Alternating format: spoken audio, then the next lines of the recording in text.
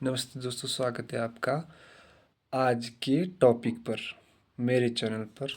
और आज हम पढ़ने वाले नेपोलियन की प्रमुख विजय, उसका अंत और उसका जो प्रशासनिक काम था या इकाई थी वो कैसे काम करती थी। नेपोलियन ने अपने जीवन में कुल मिला के 60 युद्ध लड़े थे। 60 में से उसने 7 युद्ध को हरा भी था। अब इसमें पहला युद्ध के बारे में पढ़ते हैं हम, जो उसकी पहली प्रमुख विजय थी, ऑस्टरलिट्ज का युद्ध। ऑस्टरलिट्ज आपने ज़रूर सुना होगा। ऑस्टरलिट्ज का युद्ध 1805 में हुआ था।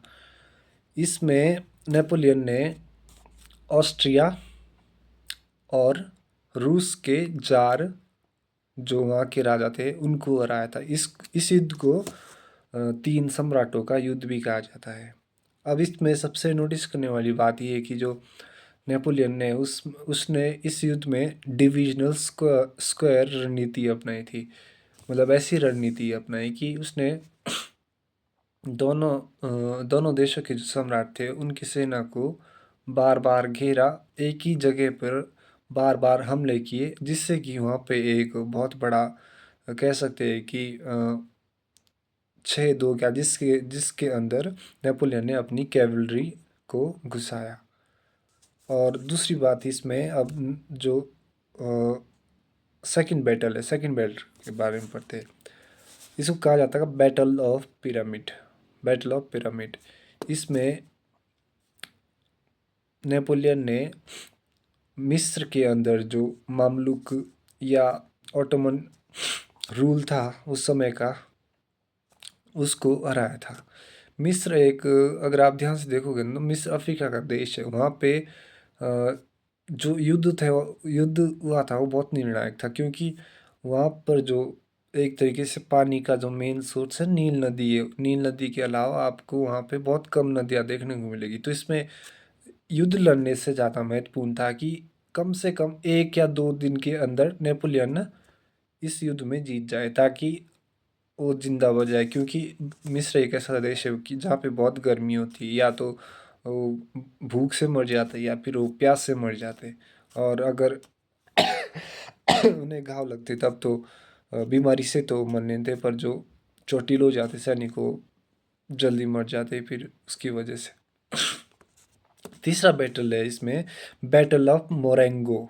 1800 में इसकी शुरुआत हुई थी। ये 1800 में लड़ा गया था। ऑस्ट्रिया की सेना को इसमें नेपोलियन ने हराया था। साथ में नेपोलियन ने ऑस्ट्रिया की जो सेना थी उसको पश्चिमी इटली से बाहर कर दिया था, जो कि बहुत ही इम्पोर्टेंट चीज़ है। अब सफलता के क्या कारण थे जो इसमें जो युद्ध लड़े नेपोलियन ने, उसकी सफलता के क्या कारण थे? उसकी सफलता के सबसे प्रमुख कारण थे तेज गति और तेजी से मतलब मूवमेंट करना, जिसको चपलता बोलते हैं। हिंदी में इसको चपलता बोलते हैं, तेज गति और चपलता।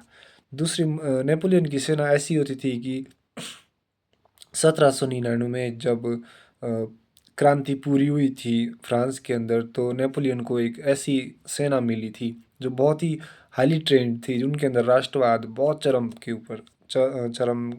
ऊपर था। तो ऑब्वियसली एक मजबूत सेना थी, और उनके पास मजबूत एक तोपखाना था, जो कि सबसे ज़्यादा इम्पोर्टेंट चीज़ है किसी भी युद्ध में लड़ने के लिए और जीतने के लिए। आपको पता है कि जो बाबर ने भारत में हमला किया था, तो उसने आर्टिलरी का इस्तेमाल किया था। लेकिन यहाँ पे ध्यान देने वाली बात है कि जो तोपखाना है उसका इस्तेमाल यूरोप में नेपोलियन ने किया था। तो जो आर्टिलरी होती है, आर्टिलरी का उस टाइम बहुत ज़्यादा प्रचलन नहीं हुआ था, तो नेपोलियन ने एक नई तकनीक इसमें ईजाद की, तोपखाने को लगाया। अब तीसरा पॉइंट पर देखेंगे हम इसमें सेना का मनोबल। जो नेपोलियन के सेना थे, या जो नेपोलियन की सेना थी, वो असल में फ्रांस के वो सैनिक थे जिन्होंने क्रांति में 3 बार हिस्सा लिया था। आपको पता होगा फ्रांस की क्रांति कैसी थी और कैसी रही होगी इसकी पृष्ठभूमि। तो ये वो राष्ट्रवादी सैनिक थे। जब आपके सैनिक ही राष्ट्रवाद के उसमें नींव पर टिके होते तो आपकी जीत बिल्कुल निश्चित है। और नेपोलियन जैसा कमांडर इन चीफ तो जब आपको मिल जाए तो आपको किस चीज़ से डरने की ज़रूरत नहीं है। और अब आगे पढ़ेंगे हम इसमें प्रशासनिक उपलब्धियाँ नेपोलियन के बारे में। प्रशासनिक उपलब्धियाँ ये थी कि जो 1799 में नेपोलियन को फौज मिली थी फ्रांस के अंदर, तो उसने सबसे पहला काम ये था कि नेपोलियन ने फ्रांस के अंदर स्कूल, कॉलेजेस और जो उद्योग की इंडस्ट्रीज़ होती है, छोटे-छोटे उद्योग होते हैं, तो उसमें बहुत ज़्यादा इजाफ़ा कर दिया था। लाइब्रेरी खुलवाई थी बहुत सारी। मतलब उस टाइम कहा जाता था कि 1800 में जो है फ्रांस शिक्षा शिक्षा के क्षेत्र में इतना आगे बढ़ चुका था, लाइब्रेरी मतलब लिटरेचर के मामले में इतना बढ़ चुका था, आगे बढ़ चुका था कि उसका कोई मुकाबला कर नहीं सकता था। तो वहाँ पे ऑब्वियसली सी बात है, जब वहाँ पे नेपोलियन ने संसाधनों को जुटाया तो लोग वहाँ के खुश हो गए। अब यहाँ पे प्रशासनिक उपलब्धियाँ थोड़ी ध्यान से गिनते हैं। 1805 में प्रसिद्ध वाटरलू का युद्ध होता है, जिसमें नेपोलियन को हारना पड़ता है। ठीक है। उसके बाद नेपोलियन को किस आइलैंड पर भेजा जाता है, आपको ये वीडियो में कमेंट में ज़रूर बताना है जब मैं इसको अपलोड कर दूंगा। तो ज़रूरी है कि कई लोग इंडिया में से होते हैं या स्टूडेंट है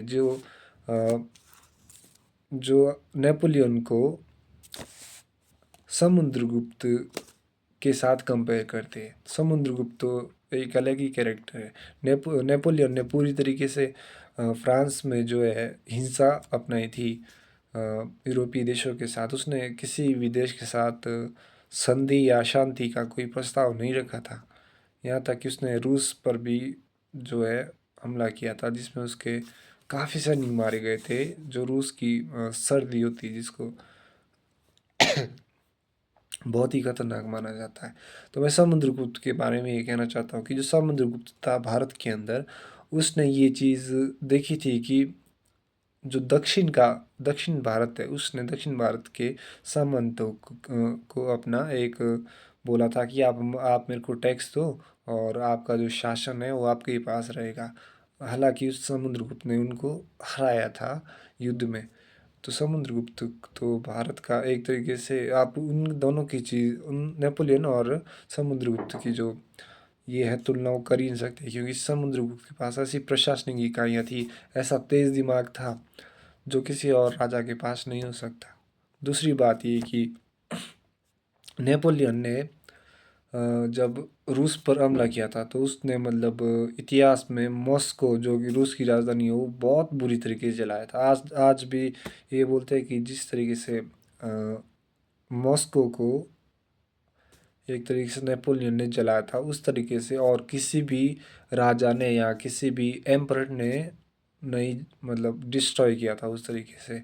तो आप कमेंट में ज़रूर बताइएगा कि जो नेपोलियन है उसने उसको किस आइलैंड पर 6 वर्ष की कैद मिली थी। कमेंट में आपने ज़रूर बताना है। ऊपर से आपको मैं एक और चीज़ बताता हूँ, नेपोलियन की जो एक तरीके से भूख थी साम्राज्यवाद की वो बहुत ज़्यादा थी, क्योंकि जैसे जैसे वो जीतता गया वैसे वैसे उसके जो देश के लोग थे वो उसको बढ़ावा दे रहे थे। लेकिन आपको पता है कि जब कोई राजा हद से ज़्यादा कोई ज़मीन कब्जा लेता है तो ये भी ज़रूरी हो जाता है कि वो उसका फॉल हो जाए, उसका पतन हो जाए। जब राइज़ होता है तो पतन भी होता है। तो ज़रूरी ये नहीं है कि आप ज़्यादा से ज़्यादा ज़मीन कब्जाएं, ज़रूरी है कि आप ज़्यादा से ज़्यादा शांति और सुख के साथ रहें, और ये चीज़ यूरोप को अपनानी पड़ेगी। हालांकि आज के टाइम में यूरोप काफ़ी शांति के रास्ते पे चल रहा है। इनडायरेक्ट डायरेक्ट कह सकता हूँ मैं। आप कमेंट में ज़रूर बताइएगा, ठीक है। Thank you so much.